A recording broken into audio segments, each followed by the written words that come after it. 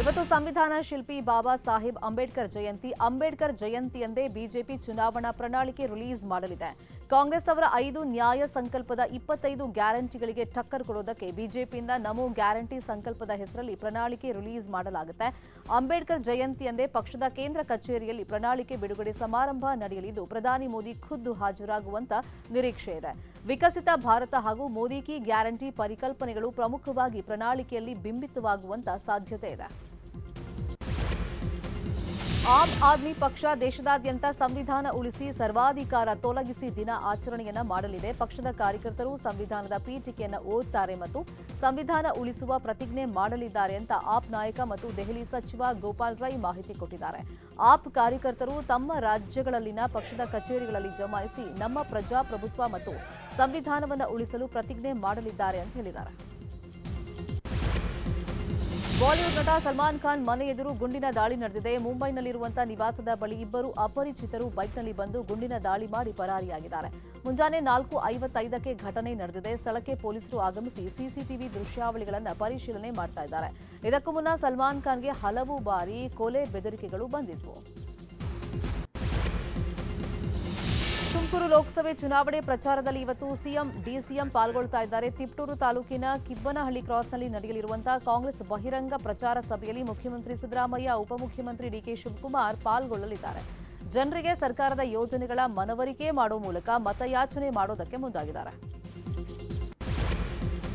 ಕೋಲಾರ ಕಾಂಗ್ರೆಸ್ನಲ್ಲಿ ಗೊಂದಲಗಳ ಮಧ್ಯೆಯೇ ಇವತ್ತಿನಿಂದ ಮಾಜಿ ಸ್ಪೀಕರ್ ರಮೇಶ್ ಕುಮಾರ್ ಕಾಂಗ್ರೆಸ್ ಅಭ್ಯರ್ಥಿ ಕೆವಿ ಗೌತಮ್ ಪರವಾಗಿ ಪ್ರಚಾರವನ್ನ ಮಾಡಲಿದ್ದಾರೆ. ಬೆಳಗ್ಗೆ 10 ಗಂಟೆಗೆ ಶ್ರೀನಿವಾಸಪುರ ಕ್ಷೇತ್ರದಲ್ಲಿ ಕಾಂಗ್ರೆಸ್ ಸಮಾವೇಶ ಆಯೋಜನೆ ಮಾಡಲಾಗಿದೆ. ಸಭೆಗೆ ರಮೇಶ್ ಕುಮಾರ್ ಬಣದ ಎಲ್ಲಾ ಶಾಸಕರು, ಸಚಿವರಾದ ಬೈರತಿ ಸುರೇಶ್, ಎಂಸಿ ಸುಧಾಕರ್ ಸೇರಿದಂತೆ ಕಾಂಗ್ರೆಸ್ ಮುಖಂಡರು ಪಾಲ್ಗೊಳ್ತಾ ಇದ್ದಾರೆ. ಸಮಾವೇಶದಲ್ಲಿ ಸಾವಿರಾರು ಸಂಖ್ಯೆಯಲ್ಲಿ ಜನರು ಆಗಮಿಸುವಂತ ನಿರೀಕ್ಷೆ ಇದ್ದು ಎಂದಿನಂತೆ ಸಚಿವ ಕೆಎಚ್ ಮುನಿಯಪ್ಪ ಹಾಗೂ ಮುನಿಯಪ್ಪ ಬಣದ ನಾಯಕರು ಪ್ರಚಾರ ಸಮಾವೇಶದಿಂದ ದೂರ ಉಳಿಯುವಂತ ಸಾಧ್ಯತೆ ಇದೆ. ಶಿವಮೊಗ್ಗ ಲೋಕಸಭೆ ಚುನಾವಣೆ ಕಣದಲ್ಲಿ ಬಿಜೆಪಿ ವರ್ಸಸ್ ಬಂಡಾಯ ಜೋರಾಗಿದೆ. ಹೀಗಾಗಿ ಬಿಜೆಪಿ ನಾಯಕರು ಶಿವಮೊಗ್ಗ ಜಿಲ್ಲೆಯಿಂದ ಹೊರಗಿರುವಂತಹ ಮತದಾರರನ್ನ ಸೆಳೆಯೋದಕ್ಕೆ ಪ್ಲಾನ್ ಮಾಡಿದ್ದಾರೆ. ಬೆಂಗಳೂರಿನ ಅರಮನೆ ಮೈದಾನದಲ್ಲಿ ಸ್ನೇಹ ಸಮ್ಮಿಲನ ಕಾರ್ಯಕ್ರಮ ಆಯೋಜನೆ ಮಾಡಲಾಗಿದೆ. ಬೆಂಗಳೂರಲ್ಲಿ ವಾಸವಾಗಿರುವಂತಹ ಮಲೆನಾಡಿನ ಈಡಿಗ ಮತದಾರರನ್ನ ಸೆಳೆಯೋದಕ್ಕೆ ಕಾರ್ಯಕ್ರಮ ಆಯೋಜನೆ ಮಾಡಲಾಗಿದೆ. ಈ ಮೂಲಕ ಶಿವಮೊಗ್ಗ ವ್ಯಾಪ್ತಿಗೆ ಒಳಪಡುವಂತಹ 25,000 ಮತದಾರರನ್ನ ಬಿಜೆಪಿಯತ್ತ ಸೆಳೆಯಲು ಮುಂದಾಗಿದ್ದಾರೆ. ಸ್ವಪಕ್ಷದವರ ವಿರುದ್ಧವೇ ವಿಜಯಪುರ ಶಾಸಕ ಬಸನಗೌಡ ಪಾಟೀಲ್ ಯತ್ನಾಳ್ ಕಿಡಿಕಾರಿದ್ದಾರೆ. ಚಿಕ್ಕೋಡಿಯಲ್ಲಿ ಮಾತನಾಡಿದ ಅವರು ಮಾಜಿ ಸಿಎಂ ಬಿಎಸ್ವೈ ಕುಟುಂಬದ ವಿರುದ್ಧ ವಾಗ್ದಾಳಿಯನ್ನು ನಡೆಸಿದ್ರು. ಅಪ್ಪ ಮಕ್ಕಳು ನನ್ನನ್ನ ಮುಖ್ಯಮಂತ್ರಿ ಆಗೋದಕ್ಕೆ ಬಿಡಲ್ಲ, ಮಗ ಸಿಎಂ ಆಗಬೇಕು ಅಂತ ಅಪ್ಪ ಜೀವ ಇಟ್ಕೊಂಡಿದ್ದಾರೆ. ಆದ್ರೆ ಮುಂದಿನ ಸರಿ ನನಗೆ ಸಿಎಂ ಮಾಡಲಿಲ್ಲ ಅಂದ್ರೆ ನಾನೇ ಅಪ್ಪ ಮಗನ ವಿರುದ್ಧ ಪ್ರಚಾರ ಮಾಡ್ತೀನಿ ಅಂತ ಹೇಳಿ ಕಿಡಿಕಾರಿದ್ದಾರೆ. ಚಿತ್ರದುರ್ಗ ಜಿಲ್ಲೆಯಲ್ಲಿ ಮಾಜಿ ಸಿಎಂ ಯಡಿಯೂರಪ್ಪ ಬಿಜೆಪಿ ಅಭ್ಯರ್ಥಿ ಗೋವಿಂದ ಕಾರಜೋಳ ಪರ ಪ್ರಚಾರವನ್ನು ಮಾಡಿದ್ದಾರೆ. ಇದೇ ವೇಳೆ ಮಾಜಿ ಸಚಿವ ತಿಪ್ಪೇಸ್ವಾಮಿ ಪುತ್ರ ಕೆಟಿ ಕುಮಾರಸ್ವಾಮಿ ಯಡಿಯೂರಪ್ಪ ಸಮ್ಮುಖದಲ್ಲಿ ಬಿಜೆಪಿ ಸೇರ್ಪಡೆಯಾದರು. ಕಳೆದ ವಿಧಾನಸಭೆ ಚುನಾವಣೆಯಲ್ಲಿ 30,000 ಮತ ಪಡೆದು ಸೋಲು ಕಂಡಿದ್ದ ಕೆಟಿ ಕುಮಾರಸ್ವಾಮಿಯನ್ನ ಬಿಜೆಪಿ ಸೇರುವಂತೆ ಗೋವಿಂದ ಕಾರಜೋಳ ಮನವೊಲಿಸಿದ್ರು. ಬೆಂಬಲಿಗರ ಅಭಿಪ್ರಾಯ ಪಡೆದು ಪಕ್ಷ ಸೇರುವುದಾಗಿ ಹೇಳಿದಂತ ಕೆಟಿ ಕುಮಾರಸ್ವಾಮಿ ಇದೀಗ ಅಪಾರ ಬೆಂಬಲಿಗರ ಜೊತೆ ಬಿಜೆಪಿ ಸೇರಿದ್ದಾರೆ. ಐತಿಹಾಸಿಕ ಬೆಂಗಳೂರು ಕರಗ ಆರಂಭಕ್ಕೆ ಇನ್ನೊಂದು ದಿನ ಅಷ್ಟೇ ಬಾಕಿ ಇದ್ದು ಶ್ರೀ ಧರ್ಮರಾಯಸ್ವಾಮಿ ದೇವಾಲಯ ಹಾಗೂ ಕರಗ ಸಾಗುವಂತ ರಸ್ತೆಗಳಿಗೆ ವಿದ್ಯುತ್ ದೀಪಾಲಂಕಾರ ಸೇರಿದಂತೆ ವಿವಿಧ ತಯಾರಿ ಭರದಿಂದ ನಡೆದಿದೆ. ನಾಳೆ ಧ್ವಜಾರೋಹಣದೊಂದಿಗೆ ಉತ್ಸವಕ್ಕೆ ಚಾಲನೆ ದೊರೆಯಲಿದ್ದು ಈ ಬಾರಿಯೂ ಅರ್ಚಕ ಎ ಜ್ಞಾನೇಂದ್ರ ಕರಗ ಹೊರಲಿದ್ದು ಯೋಗ ಸೇರಿದಂತೆ ಧಾರ್ಮಿಕ ಕೈಂಕರ್ಯದಲ್ಲಿ ತೊಡಗಿಸಿಕೊಂಡಿದ್ದಾರೆ. ಏಪ್ರಿಲ್ 23ರಂದು ಚೈತ್ರ ಪೌರ್ಣಿಮೆ ದಿನವಾದ ಮಂಗಳವಾರ ಶ್ರೀ ಧರ್ಮರಾಯಸ್ವಾಮಿ ಮಹೋತ್ಸವ ಹಾಗೂ ಕರಗ ಶಕ್ತ್ಯೋತ್ಸವ ವಿಜೃಂಭಣೆಯಿಂದ ಜರುಗಲಿದೆ. ಚುನಾವಣಾ ಕರ್ತವ್ಯ ನಿರ್ಲಕ್ಷ್ಯ ಆರೋಪ ಹಿನ್ನೆಲೆಯಲ್ಲಿ ಮೈಸೂರು ಪಾಲಿಕೆ ಸಹಾಯಕ ಅಭಿಯಂತರರನ್ನು ಅಮಾನತು ಮಾಡಲಾಗಿದೆ. ಮತಯಂತ್ರಗಳ ಸ್ಟ್ರಾಂಗ್ ರೂಮ್ ನಿರ್ವಹಣೆಯಲ್ಲಿ ಲೋಪ ಕೇಳಿಬಂದ ಹಿನ್ನೆಲೆಯಲ್ಲಿ ಎಇ ರಾಜೀವ್ನಾಥ್ ಅವರನ್ನು ಅಮಾನತು ಮಾಡಿ ಡಿಸಿ ಡಾಕ್ಟರ್ ಕೆವಿ ರಾಜೇಂದ್ರ ಆದೇಶವನ್ನು ಹೊರಡಿಸಿದ್ದಾರೆ. ಇನ್ನು ಅಧಿಕಾರಿ ಮೇಲೆ ಮತಯಂತ್ರಗಳನ್ನು ಸ್ಟ್ರಾಂಗ್ ರೂಮ್ನಲ್ಲಿ ಶೇಖರಣೆ ಮಾಡಿರುವುದಕ್ಕೆ ಮುನ್ನೆಚ್ಚರಿಕೆ ಕ್ರಮ ಕೈಗೊಂಡಿಲ್ಲ, ಸಾಗಿಸುವಾಗ ಖುದ್ದು ಹಾಜರಿರಲಿಲ್ಲ ಅನ್ನೋ ಆರೋಪಗಳು ಕೇಳಿಬಂದಿತ್ತು.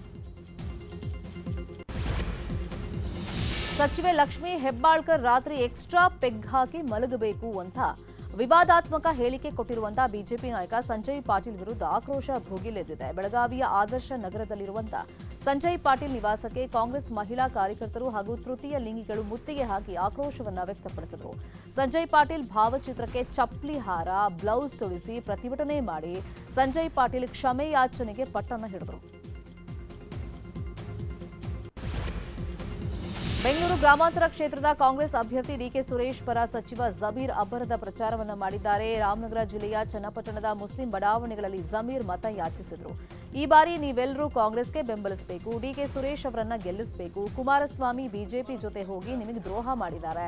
ನಿಮ್ ಜೊತೆಗೆ ನಾನು ಡಿಕೆ ಸುರೇಶ್ ಇರ್ತೀವಿ. ನಿಮ್ಮೆಲ್ಲರ ಅನುಕೂಲಕ್ಕೆ ನಮ್ಮ ಸರ್ಕಾರ ಗ್ಯಾರಂಟಿ ಯೋಜನೆಗಳನ್ನ ನೀಡಿದೆ ಅಂತ ಜಮೀರ್ ಅಬ್ಬರದ ಪ್ರಚಾರ ಮಾಡಿದರು. ಮಂಡ್ಯ ಲೋಕಸಭೆ ಚುನಾವಣೆ ಅಖಾಡ ರಂಗೇರಿದೆ. ಮಾಜಿ ಸಿಎಂ ಕುಮಾರಸ್ವಾಮಿ ಪ್ರವೇಶಕ್ಕೂ ಮುನ್ನ ಕಾಂಗ್ರೆಸ್ ಅಭ್ಯರ್ಥಿ ಸ್ಟಾರ್ ಚಂದ್ರು 2 ಸುತ್ತಿನ ಪ್ರಚಾರ ಮುಗಿಸಿದ್ದಾರೆ. ಆದರೆ ಈವರೆಗೆ ಎಚ್ಡಿ ಕುಮಾರಸ್ವಾಮಿ ಪ್ರಚಾರ ಸ್ಟಾರ್ಟ್ ಮಾಡಿಲ್ಲ. ಕುಮಾರಸ್ವಾಮಿಗೆ ಟಕ್ಕರ್ ಕೊಡೋದಕ್ಕೆ ಕಾಂಗ್ರೆಸ್ ಪಡೆ ಪ್ರಚಾರವನ್ನ ಮತ್ತಷ್ಟು ಚುರುಕುಗೊಳಿಸಿದೆ. ಗ್ರಾಮ ಪಂಚಾಯಿತಿ ಮಟ್ಟದಲ್ಲಿ ಸ್ಟಾರ್ ಚಂದ್ರು ಮತಯಾಚನೆ ಮಾಡಿದ್ದು, ಇತ್ತ ಜೆಡಿಎಸ್ ಹಾಗೂ ಬಿಜೆಪಿಯ ಅತೃಪ್ತ ನಾಯಕರಿಗೆ ಚೆಲುವರಾಯಸ್ವಾಮಿ ಅಂಡ್ ಟೀಮ್ ಗಾಳ ಹಾಕ್ತಾ ಇದೆ. ಗ್ಯಾರಂಟಿಗಳ ಪ್ರಚಾರ, ಮಹಿಳಾ ಮತ ಸೆಳೆಯುವುದಕ್ಕೆ ಪ್ರತ್ಯೇಕ ಟೀಮ್ ರಚನೆ ಮಾಡಲಾಗಿದ್ದು, ಮುಂದಿನ ವಾರ ಸಿದ್ದು ಡಿಕೆಶಿಯಿಂದ ಅಸೆಂಬ್ಲಿವಾರು ಜಂಟಿ ಪ್ರಚಾರ ನಡೆಯಲಿದೆ. ಶಾಸಕ ಬಸನಗೌಡ ಪಾಟೀಲ್ ಯತ್ನಾಳ್ ಹಾಗೂ ಸಚಿವ ಶಿವಾನಂದ ಪಾಟೀಲ್ ನಡುವೆ ವೇ ಬ್ರಿಡ್ಜ್ ಟಾಕ್ ವಾರ್ ತಾರಕಕ್ಕೇರಿದೆ. ಸಕ್ಕರೆ ಕಾರ್ಖಾನೆ ಮುಂದೆ ತೂಕದ ಯಂತ್ರ ಅಳವಡಿಕೆ ಬಗ್ಗೆ ಇಬ್ಬರ ನಡುವೆ ವಾಗ್ಯುದ್ಧ ಜೋರಾಗಿದೆ. ಬಾಗಲಕೋಟೆಯಲ್ಲಿ ಕಾಂಗ್ರೆಸ್ ಪ್ರಚಾರ ಸಭೆಯಲ್ಲಿ ಮಾತನಾಡಿದ ಸಚಿವ ಶಿವಾನಂದ ಪಾಟೀಲ್, ಬಸನಗೌಡ ಪಾಟೀಲ್ ಯತ್ನಾಳ್ಗೆ ಓಪನ್ ಚಾಲೆಂಜ್ ಹಾಕಿದ್ದಾರೆ. ಸಕ್ಕರೆ ಕಾರ್ಖಾನೆ ಮುಂದೆ ತೂಕದ ಯಂತ್ರ ಅಳವಡಿಕೆ ಬಗ್ಗೆ ಶಾಸಕ ಜೆಟಿ ಪಾಟೀಲ್ರು ನನಗೆ ಹೇಳಿದ್ದಾರೆ. ನನಗೆ ಇವ್ರಿಗಿಂತ ಇನ್ನೊಬ್ಬ ಬಹಳ ಜೋರಾಗಿ ಹೇಳಿದ್ದಾನೆ. ಅವ ಏನ್ ಹೇಳ್ಯಾನ ಅಂದ್ರ, ಕಾರ್ಖಾನೆಯವರು 50 ಲಕ್ಷ ರೂಪಾಯಿ ಕೊಟ್ಟಿದ್ದಾರೆ, ಅದಕ್ಕ ತೂಕದ ಮಷಿನ್ ಹಾಕಿಲ್ಲ ಅಂತ ಹೇಳ್ಯಾನ. ನಾನು ಈ ವರ್ಷ ಹಾಕ್ತೀನಿ ಅಂತ ಹೇಳಿನಿ, ಹೋದ ವರ್ಷ ಹಾಕ್ತೀನಿ ಅಂತ ಅಲ್ಲ, ಉದ್ಘಾಟನೆಗೆ ನಿಮಗೆ ಕರಿತೀನಿ, ಗಣಸ ಆಗಿದ್ರೆ ಬಂದು ಉದ್ಘಾಟನೆ ಮಾಡುವಂತ ಸವಾಲ್ ಹಾಕಿದ್ದಾರೆ. ದಾವಣಗೆರೆ ನಗರದ ಚೌಕಿಪೇಟೆಯಲ್ಲಿರುವಂತಹ ಬಕ್ಕೇಶ್ವರ ಸ್ವಾಮಿ ರಥೋತ್ಸವದಲ್ಲಿ ಶ್ರೀ ಗುರು ಬಕ್ಕೇಶ್ವರ ಸ್ವಾಮಿ ರಥೋತ್ಸವಕ್ಕೆ ಸಚಿವ ಎಸ್ ಮಲ್ಲಿಕಾರ್ಜುನ್ ಬಾಳೆಹಣ್ಣನ್ನು ಎಸೆದಿದ್ದಾರೆ. ಲೋಕಸಭೆ ಚುನಾವಣೆಗೆ ಪತ್ನಿ ಸ್ಪರ್ಧೆ ಮಾಡಿರುವಂತಹ ಹಿನ್ನೆಲೆಯಲ್ಲಿ ಪತ್ನಿಯ ಗೆಲುವಿಗಾಗಿ ರಥಕ್ಕೆ ಬಾಳೆಹಣ್ಣನ್ನು ಎಸೆದಿದ್ದಾರೆ. ರಥೋತ್ಸವದ ಕಳಸಕ್ಕೆ ಬಾಳೆಹಣ್ಣು ಬಿದ್ದರೆ ಅವರು ಬೇಡಿಕೊಂಡ ಇಷ್ಟಾರ್ಥ ಈಡೇರುತ್ತೆ ಅಂತ ಅರ್ಥವಂತೆ. ಹೀಗಾಗಿ ಬಕ್ಕೇಶ್ವರ ರಥ ಸಾಗುವ ವೇಳೆ ರಥದ ಕಳಸಕ್ಕೆ ಸಚಿವ ಮಲ್ಲಿಕಾರ್ಜುನ್ ಬಾಳೆಹಣ್ಣನ್ನು ಎಸೆದು ಹರಕೆಯನ್ನು ಹೊತ್ತಿದ್ದಾರೆ.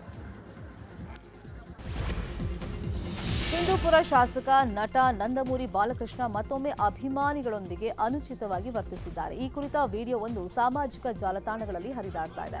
ಬಾಲಕೃಷ್ಣ ಅವರು ಅನಂತಪುರ ಜಿಲ್ಲೆಯಲ್ಲಿ ಟಿಡಿಪಿ, ಜನಸೇನೆ ಮತ್ತು ಬಿಜೆಪಿ ಮೈತ್ರಿಕೂಟದ ಚುನಾವಣಾ ಪ್ರಚಾರದಲ್ಲಿ ಪಾಲ್ಗೊಂಡಿದ್ರು. ಈ ವೇಳೆ ಅಭಿಮಾನಿಗಳು ಸೆಲ್ಫಿ ತಗೊಳ್ಳೋದಕ್ಕೆ ಮುಗಿಬಿದ್ದಿದ್ರು. ಅಭಿಮಾನಿಯೊಬ್ಬ ಅವ್ರ ಮೇಲೆ ಕೈ ಹಾಕೋದಕ್ಕೆ ಪ್ರಯತ್ನ ಪಟ್ಟಾಗ ರೊಚ್ಚಿಗೆದ್ದು ಮೊಣಕೈನಿಂದ ನೂಕಿ ದೂರ ಇರುವಂತೆ ಕೈ ಬೀಸಿದ್ರು. ಈ ವಿಡಿಯೋ ಸೋಷಿಯಲ್ ಮೀಡಿಯಾದಲ್ಲಿ ವೈರಲ್ ಆಗ್ತಿದೆ.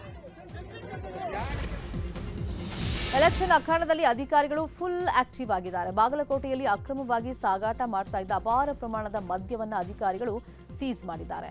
ಮದ್ಯ ತುಂಬಿದ ಲಾರಿಗೆ ಜಿಪಿಎಸ್ ಅಳವಡಿಕೆ ಮಾಡದಂತ ಹಿನ್ನೆಲೆಯಲ್ಲಿ 59 ಲಕ್ಷ ರೂಪಾಯಿ ಮೌಲ್ಯದ 14,688 ಲೀಟರ್ ಮದ್ಯವನ್ನು ವಶಕ್ಕೆ ಪಡೆಯಲಾಗಿದೆ. ಕೋಲಾರದ ಶ್ರೀನಿವಾಸಪುರದಲ್ಲಿ ಹಣ ಹಂಚಿಕೆ ಭರಾಟೆ ಜೋರಾಗಿದೆ. ಕೋಲಾರ ಲೋಕಸಭಾ ಕ್ಷೇತ್ರದ ಪ್ರಚಾರ ಸಭೆಗಳಿಗೆ ಜನ ಸೇರಿಸೋದಕ್ಕೆ ಹಣ ಹಂಚಿಕೆ ಮಾಡ್ತಿರುವಂತಹ ವಿಡಿಯೋ ವೈರಲ್ ಆಗಿದೆ.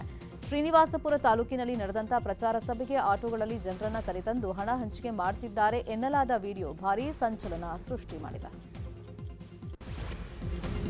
ದಾವಣಗೆರೆಯಲ್ಲಿ ವಿನೂತನವಾಗಿ ಮತದಾನದ ಜಾಗೃತಿ ಮೂಡಿಸಲಾಗ್ತಾ ಇದೆ. ಭಾರತದ ನಕ್ಷೆ ಮೂಲಕ ತಪ್ಪದೇ ಮತದಾನ ಮಾಡುವಂತೆ ಜಿಲ್ಲಾ ಚುನಾವಣಾ ಇಲಾಖೆ ಮತ್ತು ಸಿದ್ಧಗಂಗಾ ಸಂಸ್ಥೆ ಜಾಗೃತಿಯನ್ನು ಮೂಡಿಸ್ತಾ ಇದೆ. ಪ್ರಜಾಪ್ರಭುತ್ವದಲ್ಲಿ ಎಲ್ಲರೂ ತಪ್ಪದೇ ತಮ್ಮ ಹಕ್ಕನ್ನು ಚಲಾಯಿಸುವಂತೆ ಹಾಸ್ಟೆಲ್ ಮಕ್ಕಳ ಮೂಲಕ ಪೋಷಕರಿಗೆ ಪತ್ರ ಬರೆಸಿ ಅರಿವನ್ನು ಮೂಡಿಸಲಾಗ್ತಾ ಇದೆ. ರಾಯಚೂರಿನ ಪಾಮನಕಲ್ಲೂರು ಗ್ರಾಮದಲ್ಲಿ ಕುಡಿಯಲು ನೀರು ಸಿಗದೆ ಗ್ರಾಮಸ್ಥರು ಪರದಾಡ್ತಾ ಇದ್ದಾರೆ. ಖಾಸಗಿ ಬೋರ್ವೆಲ್ ಉಳ್ಳವರು ಕುಡಿಯೋದಕ್ಕೆ ನೀರು ಕೊಡ್ತಿಲ್ಲ ಅಂತ ಆಕ್ರೋಶಗೊಂಡ ಜನರು ಪಂಚಾಯತ್ಗೆ ಮುತ್ತಿಗೆಯನ್ನ ಹಾಕಿದ್ದಾರೆ. 5-6 ತಿಂಗಳಿಂದ ನೀರಿನ ಸಮಸ್ಯೆ ಇದೆ, ಸಮಸ್ಯೆ ಪರಿಹರಿಸುವಂತೆ ಎಷ್ಟೇ ಮನವಿ ಮಾಡಿದ್ರು ಕ್ರಮ ಕೈಗೊಂಡಿಲ್ಲ ಅಂತ ಖಾಲಿ ಕೊಡ ಹಿಡಿದು ಪಂಚಾಯಿತಿ ಕಚೇರಿಗೆ ಬಂದ ಮಹಿಳೆಯರು ಬೀಗ ಹಾಕಿ ಪ್ರತಿಭಟಿಸಿದ್ದಾರೆ. ಇಸ್ರೇಲ್ ಹಾಗೂ ಪ್ಯಾಲೆಸ್ತೀನ್ನ ಗಾಜಾ ಪಟ್ಟಿಯ ಹಮಾಸ್ ಉಗ್ರರ ನಡುವೆ 7 ತಿಂಗಳಿಂದ ನಡೆಯುತ್ತಿರುವಂತಹ ಯುದ್ಧ ಇದೀಗ ಇರಾನ್ ಹಾಗೂ ಇಸ್ರೇಲ್ ನಡುವೆಯೂ ಸಮರಕ್ಕೆ ಕಾರಣವಾಗಿದೆ. ಇಸ್ರೇಲ್ ಮೇಲೆ ಇರಾನ್ ವೈಮಾನಿಕ ದಾಳಿ ಮಾಡಿದೆ ಎನ್ನಲಾಗಿದೆ. ಕೆಲ ದಿನಗಳ ಹಿಂದೆ ಹಮಾಸ್ ಉಗ್ರರ ಮಿತ್ರ ದೇಶವಾಗಿರುವಂತಹ ಸಿರಿಯಾ ರಾಜಧಾನಿ ಡಮಾಸ್ಕಸ್ನಲ್ಲಿರುವಂತಹ ಇರಾನ್ನ ದೂತಾವಾಸದ ಮೇಲೆ ಇಸ್ರೇಲ್ ಕ್ಷಿಪಣಿ ದಾಳಿಯನ್ನು ನಡೆಸಿತ್ತು. ಇರಾನ್ನ 7 ಮಂದಿ ಸಾವನ್ನಪ್ಪಿದರು. ಇದರ ಪ್ರತೀಕಾರವಾಗಿ ಈಗ ಇರಾನ್ ದಾಳಿಯನ್ನು ಮಾಡಿದೆ. ಇದು ಐಪಿಎಲ್ನಲ್ಲಿ ಸಂಡೇ ಧಮಾಕ. ಮಧ್ಯಾಹ್ನ 3 ಲಕ್ನೋ ಸೂಪರ್ ಜೈಂಟ್ಸ್ ವಿರುದ್ಧದ ಪಂದ್ಯದಲ್ಲಿ ಕೋಲ್ಕತಾ ನೈಟ್ ರೈಡರ್ಸ್ ಸೆಣಸಾಟವನ್ನು ನಡೆಸಲಿದೆ. ಕೋಲ್ಕತಾದ ಈಡನ್ ಗಾರ್ಡನ್ಸ್ ಸ್ಟೇಡಿಯಂನಲ್ಲಿ ಪಂದ್ಯ ನಡೆಯಲಿದೆ. ಇನ್ನು ಸಂಜೆ 7 ಮುಂಬೈ ಇಂಡಿಯನ್ಸ್ ವಿರುದ್ಧ ಚೆನ್ನೈ ಸೂಪರ್ ಕಿಂಗ್ಸ್ ಸೆಣಸಾಟವನ್ನು ನಡೆಸಲಿದ್ದು ಮುಂಬೈನ ವಾಂಖೆಡೆ ಕ್ರೀಡಾಂಗಣದಲ್ಲಿ ಪಂದ್ಯ ನಡೆಯಲಿದೆ. ಐಪಿಎಲ್ನಲ್ಲಿ ಪಂಜಾಬ್ ಕಿಂಗ್ಸ್ ವಿರುದ್ಧ ರಾಜಸ್ಥಾನ್ ರಾಯಲ್ಸ್ 3 ವಿಕೆಟ್ಗಳ ರೋಚಕ ಗೆಲುವು ದಾಖಲು ಮಾಡಿದೆ. ಪಂಜಾಬ್ ನೀಡಿದ 147 ರನ್ಗಳ ಗುರಿ ಬೆನ್ನತ್ತಿದ ಆರ್ಆರ್ ಕೊನೆ ಓವರ್ನಲ್ಲಿ ಸಂಕಷ್ಟಕ್ಕೆ ಸಿಲುಕಿತ್ತು. ಪೋವೆಲ್ 5 ಎಸೆತಗಳಲ್ಲಿ 11 ರನ್ ಸಿಡಿಸಿ ಔಟ್ ಆದ ಬಳಿಕ ಕೊನೆ ಓವರ್ನಲ್ಲಿ ಗೆಲ್ಲೋದಕ್ಕೆ 10 ರನ್ ಬೇಕಾಗಿತ್ತು. ಹೆಟ್ಮೇಯರ್ ಮೊದಲೆರಡು ಎಸೆತದಲ್ಲಿ ರನ್ ಗಳಿಸದೇ ಇದ್ರು. ಬಳಿಕ 2 ಸಿಕ್ಸರ್ ಹೊಡೆದು ಗೆಲುವಿನ ದಡವನ್ನು ಮುಟ್ಟಿಸಿದ್ರು. ಈ ಮೂಲಕ ರಾಜಸ್ಥಾನ್ ರಾಯಲ್ಸ್ ತಂಡ ಅಂಕಪಟ್ಟಿಯಲ್ಲಿ ಅಗ್ರಸ್ಥಾನವನ್ನು ಭದ್ರಪಡಿಸಿಕೊಂಡಿದೆ.